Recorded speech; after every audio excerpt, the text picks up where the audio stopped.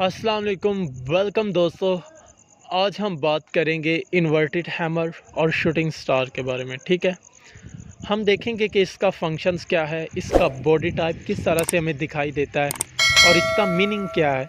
और आप ये जान सकेंगे कि ये अगर ट्रेंड में आ जाए तो इसका ट्रेंड रिवर्सल्स का क्या फंक्शंस है, आप सब कुछ देखेंगे।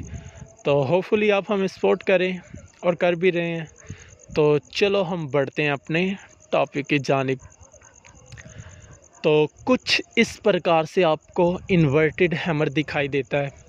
ये इसमें कोई इशू नहीं है, ये बुलिश भी हो सकता है और बैरिश भी हो सकता है। ठीक है, हम दोनों सूरतों में इसे इन्वर्टेड हैमर भी बोल सकते हैं और शूटिंग स्टार भी बोल सकते हैं।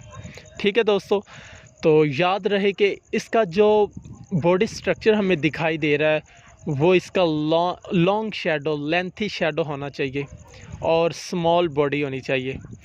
और आप देखेंगे कि यहाँ सेलर्स की जो कमोडिटी है वो सबसे ज़्यादा है, जबकि बायर्स ने दम लगाया ऊपर मार्केट को ले जाने में और आखिरकार सेलर्स की भी फोर्स लग रही है, वो मार्केट को नीचे लेके आए हैं। लेकिन बायर्स जो हैं वो आगे डटे रहे हैं, उन्होंने मज़ीद नीचे नहीं गिरने दिया। अच्छा, आपको एक और बात बताते चलें कि इन्वर्टेड हैमर और शूटिंग स्टार 90% कह लें कि आपकी हेल्प करेगा, आपको एक्यूरेट सिग्नल प्रोवाइड करेगा जब ये बॉटम में अपीयर हो।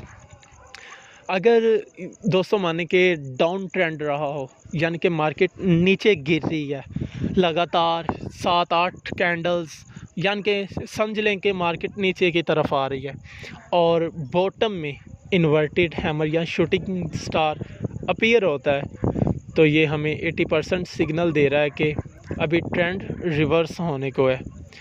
तो याद रहे दोस्तों कि इसे देखकर कूद पड़ने को नहीं है, यानी कि कन्फर्मेशंस के लिए आपको चाहिए, ज़रूर चाहिए कि इससे जो अगली कैंडल्स बन रही है वो इसके यानी कि क्लोज के ऊपर बने। ठीक है, यानी कि नीचे तो आ रहे हैं ओपन और क्लोज। ओपन इसका फुल नीचे है क्योंकि यहाँ बायर्स ने मार्केट नीचे नहीं गिरने दी। तो याद रखें कि जो अगली कैंडल्स है वो क्लोज के ऊपर बने तो फिर ही आप ट्रेड लें, वरना नहीं। ठीक है, अगर बात की जाए कि सेलर्स और बायर्स के दरमियान जो वार हो रही है वो किस बुनियाद पर है और ये क्या रहे हैं, याद रहे दोस्तों कि जो बड़े वेल्स होते हैं जिनके पास बड़ी कलेक्शंस होती है, वो एक पॉइंट का वेट कर रहे होते हैं, एक पोजीशन जो उनके लिए बहुत अच्छी और 90% एक, यानी कि वो फिर फ़ौरन मार्केट में नहीं आते, वो अपॉर्चुनिटी का इंतज़ार करते हैं और फिर सेल करते हैं। एक आम इंसान और एक बड़े यानी कि जो वेल्स मानी जाती हैं, उनमें फ़र्क ही यही है कि जो आम हमारी तरह के लोग होते हैं वो बार बार मार्केट में इंटर हो रहे होते हैं और हाई का लॉस्ट करते हैं। वेल्स जो होती हैं बड़ी बड़ी, वो कभी भी मार्केट में जल्दबाजी नहीं करती और इसलिए वो प्रॉफिट कमाते हैं। जहाँ पर हम बाय करते हैं वहाँ पे वो सेल करते हैं और जहाँ पे हम सेल करते हैं वहाँ पे वो बाय करते हैं, इसलिए हमारे अगेंस्ट मार्केट चलती है। तो याद रहे दोस्तों कि इन्वर्टेड हैमर आपको हथौड़े की तरह दिखाई दे रहा है, इसका फंक्शंस भी बिल्कुल यही है कि ये ट्रेंड को रिवर्स कर देता है। ट्रेंड बॉटम यानी कि मार्केट नीचे की तरफ गिर रही है और आखिरकार आपको एक इन्वर्टेड हैमर या शूटिंग स्टार बॉटम में अपीयर होता है। तो याद रखे दोस्तों कि यहाँ अब आपको चौकन्ना हो जाना चाहिए कि मार्केट का जो ट्रेंड है वो रिवर्स होने को है, यानी कि अब सेलर्स की जो कमोडिटी है, सेलर्स की जो फोर्स है, जो लोग खरीद यानी कि बेच रहे हैं, उनका अब दम नहीं चलना, यानी कि उनकी ताकत ख़त्म होने को है और यहाँ से एक न्यू ताकत पैदा हो रही है या न्यू ताकत जो है वो जनरेट हो रही है, वो बायर्स की है। यहाँ से बायर्स जो है ना वो पकड़ेंगे और मार्केट को आहिस्ता आहिस्ता ऊपर लेके चलेंगे। और हमें यही बात है कि इन्वर्टेड हैमर या शूटिंग स्टार जब भी बॉटम में अपीयर होता है, एक तो ये 90% एक्यूरेट के सिग्नल देता है और दूसरा या ये कि ये ट्रेंड को रिवर्स कर देता है, मार्केट की दिशा को बदल देता है।